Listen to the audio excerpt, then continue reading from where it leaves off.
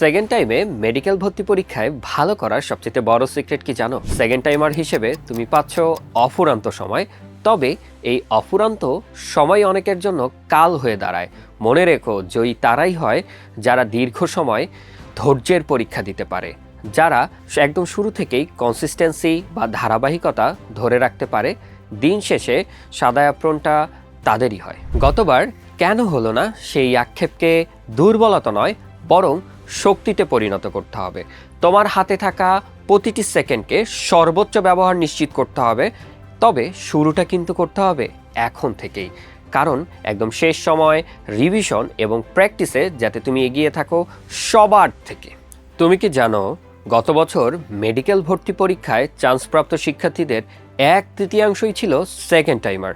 তারা পারলে তুমি কেন নয়? তোমার পরিশ্রম এবং সঠিক দিক নির্দেশনা থাকলে ইনশাআল্লাহ আগামী বছর তুমিও হবে একজন গর্বিত মেডিকেল স্টুডেন্ট। তোমার এই স্বপ্নযাত্রায় একদম শুরু থেকে শেষ পর্যন্ত বিশ্বস্ত সহযোগী হিসেবে পাশে থাকবে রেটিনা। তোমার হারানো স্বপ্ন পুনরুদ্ধারে আমরা আছি তোমার অপেক্ষায়।